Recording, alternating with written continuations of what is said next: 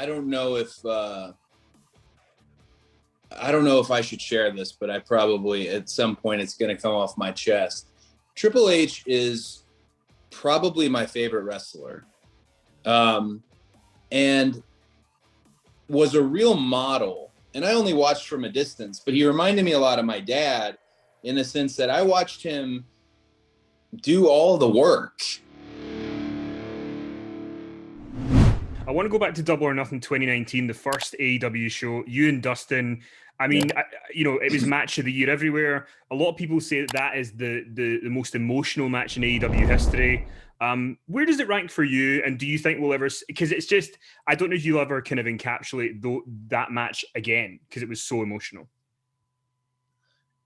I knew when I was in the arena and in the moment, I knew that something very special was happening. Something that, like, I knew our generation really takes it for granted when we say we got him, because 9 times out of 10 when we say it, we don't got him. That was one where I was like, oh, we really do. And it's so special that I share that connection with the audience with my brother, who, for the most part, all of the match, I kept thinking about he's bleeding too much. And it wasn't a matter of like, gosh, that's cool, it's wrestling, there's blood. I was very concerned, we have X amount left. I don't want him to pass out or hurt. And a lot of what you see in the later part of the match is actually me coddling him via violence, which is only can happen in wrestling. But where it ranks for me, it probably will disappoint a lot of people. It's probably the most important match in my AEW career, but it is not my favorite match that I've had with the company.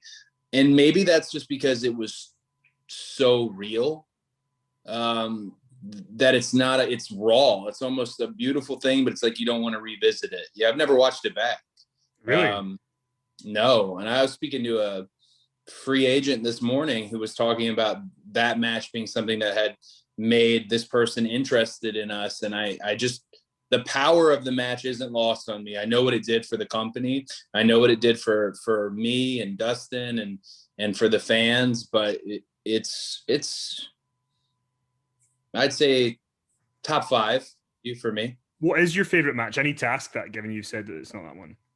I think my favorite match is Fyter Fest against Darby for the very first time. Because there was a lot that went into that match behind the scenes. A lot of when people don't have, and it's not really when people, but there was this kind of underlying feeling of, there was a lot of faith placed in me to introduce him. And I love that people now today go back and talk about how they knew Darby, but they didn't. Darby had a wonderful run on the U.S. independent scene, but that was his first main stage appearance. And looking at him now, I'm just so proud of, he has a real connection with young members of the audience. And I feel like in a small way, I was part of that. So that's something I'm very, very proud of. But that one I wanted to debut somebody correctly, because I'd seen so many debuts done poorly, and that was just a big responsibility. So that's probably my favorite one. So one more question about that match with Dustin and Double or Nothing. I mean, I watched it back last night before we were going to talk, and the sledgehammer spot is so iconic. I mean, obviously you knew what you were doing, but I mean, I kind of wonder, because for people who watch the Monday Night Wars, you love those kind of back and forth kind of jabs and stuff like that. Was that just something that you wanted to have a bit of fun on that first big show and sort of get people talking? I think I wanted to make a statement on what we were doing. And I think what we did was clearly the biggest statement we could make. I know afterwards, I get really long-winded, and sometimes I say the wrong thing. And in this executive role, I've put my foot in my mouth so many times, whereas when I was a talent, I could get away with it. talents can lie. Talents can exaggerate. When you're any type of management, that you're held accountable, which is a lesson for me to learn. But I mean, I don't know if I should share this, but I probably at some point it's going to come off my chest. Triple H is probably my favorite wrestler, and was a real model. And I only watched from a distance, but he reminded me a lot of my dad in the sense that I watched him do all the work, be this executive, and then go out there. And he was only part-time for the most part, other than when I first started and had that run with him and Teddy and Sean, but really was a model in terms of, okay, you can do both.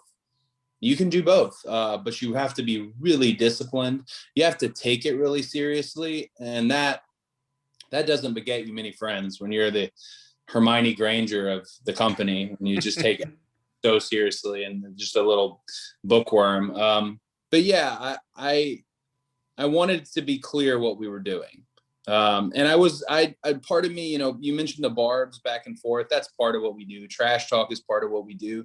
But also when they counter programmed us for no reason other than to split our audience, I didn't want to meet that in a cowardly fashion. I wanted to flat out, okay, well, great. Our show is still going to be better. And as crazy as this is, we're going to win. So if you want to have this moment in time on Wednesday nights where we put all eyes on wrestling, we're going to win. And that was, I don't want to go in any battle with the idea that we're going to lose. And a lot of the company, I'm face forward on the company on so many things. So I wanted to go in and let them know I am willing to fight. I am willing to openly smash this iconic symbol and what it stood for and stands for to some fans. Yeah, there's so much to that moment. That may be my favorite moment.